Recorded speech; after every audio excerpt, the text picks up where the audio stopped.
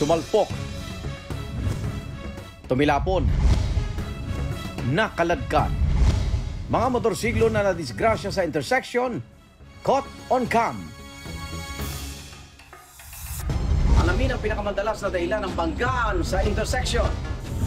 Sa katong ito ng 13th Street at Gilmore Avenue sa Barangay Mariana sa Quezon City.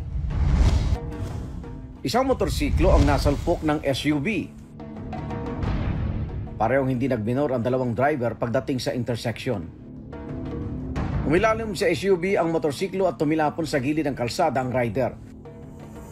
Ano ang sinapit ng rider? Alamin, mamaya. Sa intersection ng Betty Go Belmonte at Aurora Boulevard sa parehong barangay, motorsiklo naman ang sumalpok sa isang kotse. Makita sa CCTV footage ang pagminor ng pulang kotse bago pumasok sa yellow box. Nang malapit na makatawid ang kotse, sumulpot ang isang motorsiklo at sumalpok sa kotse. Sa lakas ng impact, tumilapon ang rider.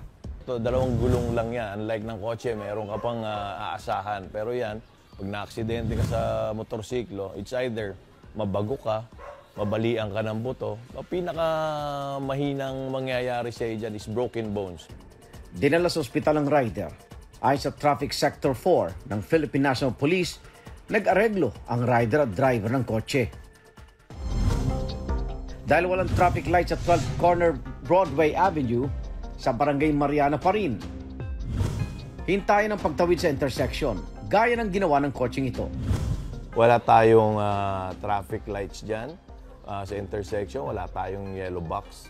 So, respeto na lang at bigayan ang dapat dyan. Nang malapit na makatawid ang kotse, isang motorsiklo ang sumulpot. Makikita sa CCTV footage na hindi nagminor ang rider.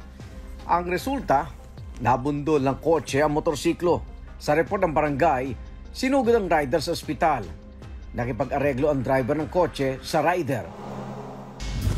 Ay sa eksperto, mas delikado para sa mga rider ng motorsiklo ang intersection sa mga secondary road.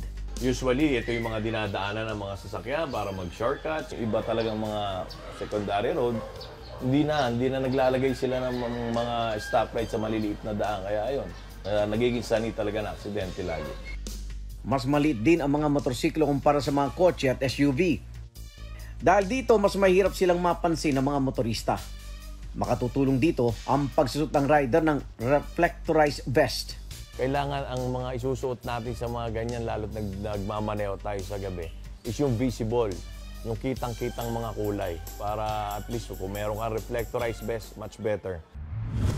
Sa mga rider, narito ang ilang safety tips para iwas disgrasya kapag tatawid sa intersection. Ayon sa eksperto, sundin ang acronym na SEE o C. Unang dapat gawin ay S o search. Bago ka mag-intersection, maaaring mag-full stop ka, tumingin-tingin ka muna sa paligid mo, kung merong parating na iba. Sunod na gawin ang evaluate at execute. Tansyahin mo kung tatawid ba sila o lalagpas sila o mauuna ka, then that's the time na mag-iika uli, execute. Riders, motorista, iwasan lagi natin yung nagmamadali sa kalsada. Kasi yung pagmamadali natin na yan, na makalagpas tayo ng 2-3 minuto, pag may nangyari sa atin na aksidente na mas malala, mas lalong magiging time-consuming. Ayon sa kapitan ng Barangay Mariana sa Quezon City, madalas ang mga aksidente sa kanilang mga intersection. Ay, sa dami na aksidente,